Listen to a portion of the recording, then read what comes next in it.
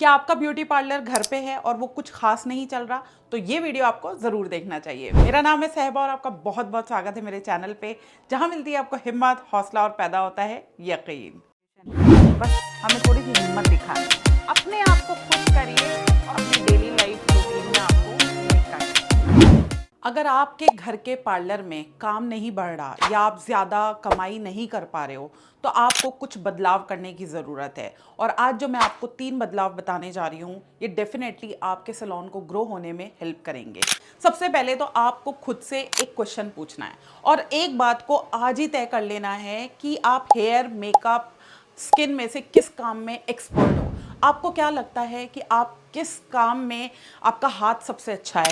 मैं ये बात इसलिए आपसे पूछ रही हूँ क्योंकि हमारे पास जो घर में जगह होती है जहाँ पे हम अपना पार्लर का काम स्टार्ट करते हैं, वो एक लिमिटेड जगह होती है, राइट? उस लिमिटेड जगह में अगर हम मेकअप, स्किन और हेयर सारी सर्विसेज स्टार्ट कर देंगे तो बहुत हौच पौच हो जाती है। स्पेस जो है बहुत ही कंजस्टेड हो जाती है और काम करने में मज़ा नहीं आता। जिस काम में आप सबसे ज़्यादा एक्सपर्ट हो, आप उसको अपना सेंटर ऑफ अट्रैक्शन बना लो, ठीक है? अगर आपका स्किन का काम बहुत अच्छा है, यानी कि आप बहुत अच्छी ब्यूटिशियन हो, आप ब्यूटी का काम बहुत अच्छे से करते हो, आप फेशियल्स बहुत अच्छे करते हो, आप थ्रेडिंग बहुत अच्छी करते हो, आप वैक्सिंग बहुत अच्छी करते हो, ब्लीच बहुत अच्छे से करते हो, आप मैनिक्योर पेडिक्योर, ये चीज़ें में आप एक्सपर्ट हो, तो अब हेयर को साइड में रख देते हैं थोड़े समय के लिए, क्योंकि उस लिमिटेड स्पेस में अगर आप अपनी ये चीज़ें जो ब्यूटी के वर्क से रिलेटेड हैं, इनको आप अच्छे से देना शुरू कर दोगे, जो आपके पास आते हैं, आपके नेबरहुड से जो क्लाइंट्स आते हैं, उनमें आप एकदम फेमस हो जाओगे। क्यों?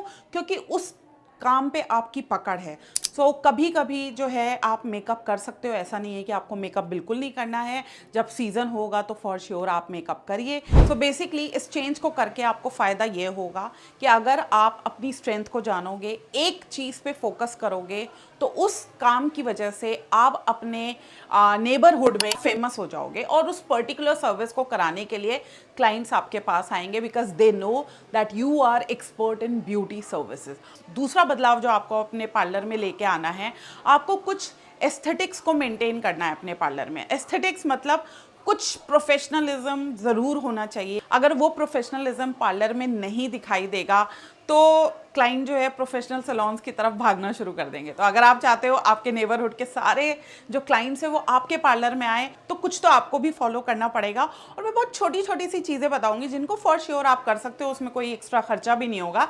जैसे पॉइंट नंबर 1 कि आपको जब भी आप अपने पार्लर में काम करो या क्लाइंट्स को बुलाओ, उस टाइम पे आपका जो पार्लर है वो नो डिस्टर्बेंस जोन में होना चाहिए। क्या होता है, मैंने बहुत बार देखा है कि अगर हम घर में सर्विसेज लेने के लिए जाते हैं तो वहाँ डिस्टर्बेंस बहुत होता है। घर में जो भी खाना बन रहा है तो सीटी की आवाज़ आती है, बच्चे खेल रहे हैं तो उनके चिल्लाने की आवाज़ आती है, टीवी चल रहा है उसकी आवाज़ आती है, बहुत सारा डिस्टर्बेंस होता है। तो ये डिस्टर्बेंस आपको अवॉइड करना है। तो ऐसे समय पे काम करना है अपने पार्लर में जिस टाइम या तो आपके बच्चे स्कूल गए हुए हों या सो रहे हों या ट्यूशन गए हुए हों, राइट? आपके हस्बैंड काम पे गए हुए हों और आपके यहाँ खाना वाना सब बन चुका हो, ताकि जो क्लाइंट्स आपके पार्लर में आए वो डिस्टर्बेंस फील ना करें और सुकून के साथ अपनी सर्विसेज ले सकें। कि ऐसा करने के लिए आपको अपॉइंटमेंट्स लेने पड़ेंगे, सो दैट आप पहले से ही आपको इन्फॉर्मेशन हो कि आपका क्लाइंट जो है वो कितने बजे आने वाला है, या आप अपने अकॉर्डिंग अपने क्लाइंट को टाइम दीजिए जब आपको लगे कि इस समय पे जो है डिस्टर्बेंस नहीं होता है। उस समय पे अगर आप अपने क्लाइंट्स को एंटरटेन करोगे, उनको भी अच्छा लगेगा और आप भी बहुत तसल्ली और सुकून के साथ अपने क्लाइंट का काम कर पाओगे। नंबर 2 जो मैंने बहुत बहुत ज़्यादा जिस चीज़ की कमी देखी है घर के पार्लर में, वो है वहाँ का एनवायरनमेंट। कुछ ज़्यादा ही फ्रेंडली होता है। ऐसा लगता ही नहीं है कि हम अपनी प्रोफेशनल किसी जगह पे गए हैं। सो एक तो हाइजीन का बहुत प्रॉब्लम होता है। सो यहाँ पे आपको अपने घर के वॉशरूम को बहुत ही क्लीन रखना है, बहुत ड्राई रखना है। अगर वो वॉशरूम आपका क्लाइंट भी यूज़ करता है, सो ज़्यादातर क्लीन तो चलो ठीक है, ड्राई तो होते हैं बट क्लीन बहुत अच्छे से नहीं होते। साथ में जो सबसे ज़्यादा कमी होती है उस वॉशरूम में कि आपके सारे कपड़े उसमें टंगे होते हैं, ठीक है? जो आप पर्सनल घर पे कपड़े पहनते हो, सारे कपड़े टंगे होते हैं और clients I don't think so they will feel good अगर वो उस तरह की चीज़ें आपके पार्लर में देखेंगे या आपके पार्लर के वॉशरूम में देखेंगे। तो मेक श्योर कि आपका जो पार्लर है उसमें जो भी क्लाइंट्स वॉशरूम यूज़ करें, ठीक है, उस उस पर्टिकुलर वॉशरूम को आप क्लीन भी रखो, बहुत अच्छे से क्लीन रखो, उसमें अच्छी सी फ्रेगनेंस भी आनी चाहिए और वो वॉशरूम ड्राई भी होना चाहिए। और उस वॉशरूम के अंदर किसी के भी कपड़े जो हैं वो हैंग नहीं होने चाहिए, वो बहुत बुरा लगता है। और वहाँ पे हैंड वॉश डिस्पेंसर होना चाहिए, एक नीट एंड क्लीन वहाँ पे आप टाल जो है उसको प्लेस कर सकते हो। That is all. थर्ड कमी जो मैं सबसे ज़्यादा देखती हूँ होम बेस्ड सैलून्स में, वो ये होती है कि जो सर्विसेज देने वाला होता है वो खुद ही बहुत ही ज़्यादा अनमेंटेन होते हैं। मतलब आप अपने आप को तो मेंटेन कर नहीं रहे हो, आप खुद नाइटी में आके काम कर रहे हो, आप खुद आपने बाल नहीं संवारे हुए, आपने अच्छे से खुद का नेल पेंट नहीं लगाया हुआ, आपका नेल पेंट चिप हो रहा है और आप बिल्कुल इधर घर का काम करके आए हो, उधर क्लाइंट को अटेंड कर रहे हो। अगर आप ऐसे करोगे तो फिर कहाँ से प्रोफेशनलिज्म दे पाओगे? तो इन चीज़ों का भी आपको बहुत ध्यान रखना है कि पहले आपको खुद अपने आप को मेंटेन करना है।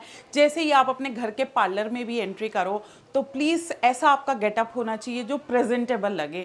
ऐसे मत उठ के आ जाया करो रूम से एकदम से कि आइए मैडम चलिए आपकी थ्रेडिंग कर दूँ। थोड़ा सा आपको ना इन चीज़ों में ध्यान देना पड़ेगा। जैसे ही आप ये चीज़ें करनी शुरू करोगे आपको खुद बहुत चेंज लगेगा, आपके क्लाइंट्स को भी चेंज लगेगा and I am damn sure फिर वो सारे पार्लर्स के ऊपर आपका पार्लर जो है उसको प्रेफर करेंगे। मैं आपको बताऊंगी लास्ट बदलाव आपको क्या करना है अपने पार्लर में, जो कि बहुत बहुत इंपॉर्टेंट होने वाला है।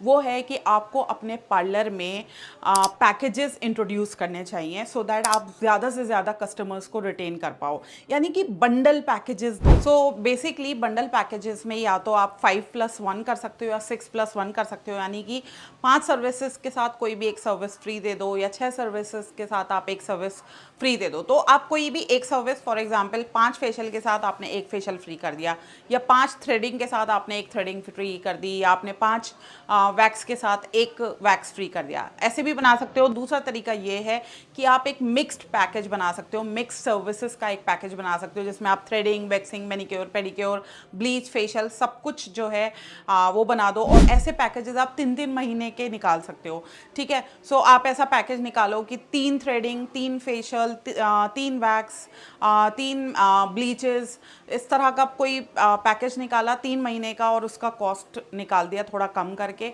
तो इस तरह के जो पैकेजेस हैं वो भी आपके चलेंगे। फ़ायदा ये होगा कि कस्टमर को 2 डिस्काउंट मिल जाएगा और आपको इकट्ठा पैसा भी मिलेगा और आपका क्लाइंट जो है वो आप रिटेन कर पाओगे, यानी वो आप ही के पास आएगा बाबा सर्विसेज लेने, क्योंकि उसने ऑलरेडी पैकेज लिया हुआ है। आई होप आज का वीडियो काफ़ी इन्फॉर्मेटिव लगा होगा, और लगा है तो जल्दी से लाइक और शेयर कर दीजिए। डाउट है, क्वेश्चन है तो जल्दी से मुझे कमेंट बॉक्स में कमेंट करके बता दीजिए। कोर्सेज के बारे में या किसी चीज़ के बारे में इन्फॉर्मेशन चाहिए तो आप मुझे मेल कर सकते हैं। मेरा मेल एड्रेस है magicalsehba@gmail.com, और आप मुझे इंस्टाग्राम और फेसबुक पे भी फॉलो कर सकते हैं, उसका एड्रेस है magical_sehba। बाकी नेक्स्ट वीडियो मिलूंगी एक नए टॉपिक के साथ। Till then stay safe, stay magical and stay blessed. Bye.